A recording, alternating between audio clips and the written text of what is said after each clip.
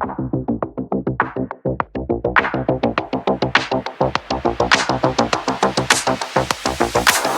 धार्मिक स्थल जो गौतम बुद्ध की टीचिंग्स को दर्शाता है और साथ ही एम्परर अशोका के विजन और विक्रम को।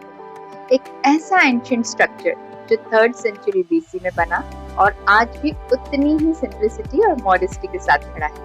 नमस्ते दोस्तों, वेलकम टू आर्किटेक्चर, जहां हम आर्किटेक्चर की कहानियों को सिंपल और इंटरेस्टिंग तरीके से समझाते हैं। मैं हूं doctor Tanushree, architect and urban planner, और आज हम बात करने वाले हैं सांची में स्थित स्तूपा। Let's explore Sanchi stupa. गौतम बुद्ध ने हमेशा मूर्ति पूजा का समर्थन नहीं किया, इसलिए उनके फॉलोअर्स ने सिंबॉलिक वर्शिप अडॉप्ट की, जैसे धम्मचक्र यानी कि बोधि ट्री और स्तूपा, जिसने बुद्ध की प्रेजेंस को बिना उनके मूर्ति के दर्शाया।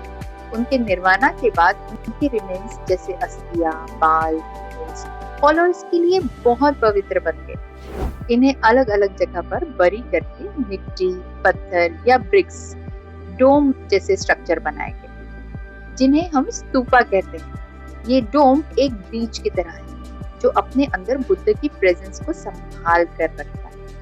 एम्परर अशोका ने ऐसे लगभग 84 स्तूपास बनवाए, लेकिन आज उनमें से कुछ ही अच्छे हाल में बचे। सांची डायरेक्टली बुद्ध के लाइफ टाइम से तो जुड़ा नहीं है, लेकिन ये महेंद्र से कनेक्टेड है, जो बुद्धिज्म को श्रीलंका तक ले गए और राजा अशोका के पुत्र भी थे। एक टर्निंग पॉइंट आता है एम्परर अशोका के लाइफ में, कलिंगा वॉर के बाद। इस युद्ध में बहुत ज्यादा जान माल का नुकसान हुआ, जिसे देखकर अशोका को एहसास हुआ कि वो कितने क्रूएल।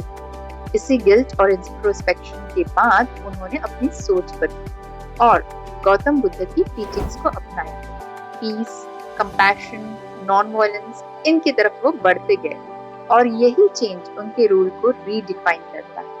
और इसी से बुद्धिस्ट आर्किटेक्चर जैसे सांची स्तूपा को पैट्रोनेज मिला। ओरिजिनली एम्परर अशोका ने इस स्तूपा को ब्रिक में बनवाया था।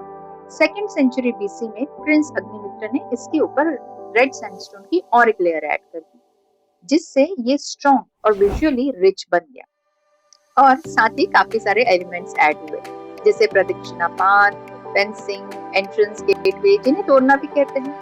स्ट्रक्चरली देखें तो ये एक मास कंस्ट्रक्शन सिस्टम है, जहां मटेरियल को लेयर बाय लेयर स्टैक किया जाता है और पूरा स्ट्रक्चर अपने वेट यानी कि ग्रेविटी से स्टेबल रहता है।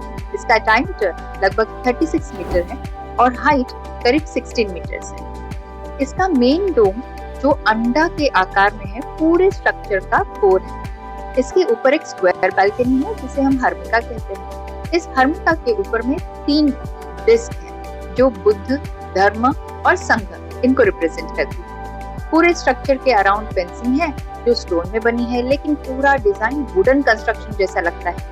ये दिखाता है कि उस टाइम के क्राफ्ट्समैन टिम्बर कंस्ट्रक्शन में एक्सपर्ट थे और उसी डिटेलिंग को स्टोन में रेप्लिकेट किया गया। चारों डायरेक्शंस में तोरणा गेट्स है, जो बुद्ध के लाइफ के इम्पोर्टेंट इवेंट्स को डिपिक्ट करता है और उन पर की कार्विंग्स और सिंबल्स देखते ही बन जाती है। क्या कभी गौतम बुद्ध और राजा अशोका मिले थे? अगर नहीं, तो गौतम बुद्ध, अशोका और सांची, इनकी टाइमलाइन क्या है? सबसे पहले गौतम बुद्ध, उन्होंने सिंपल लिविंग और सिंबॉलिक थिंकिंग को प्रमोट किया।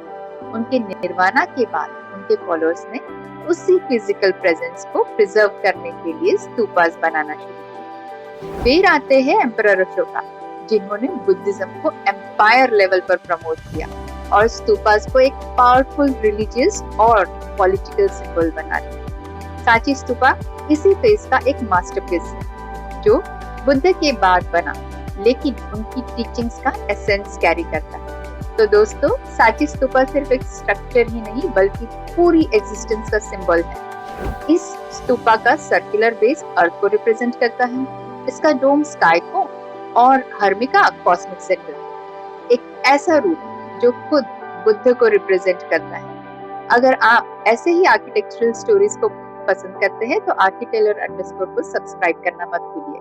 आप नेक्स्ट किस मॉन्यूमेंट के बारे में सुनना चाहेंगे, कमेंट करके जरूर बताएं। वीडियो पसंद आया है तो लाइक कीजिए, अपने फ्रेंड्स एंड फैमिली के साथ शेयर करें। मिलते हैं in the next episode with another story carved in history.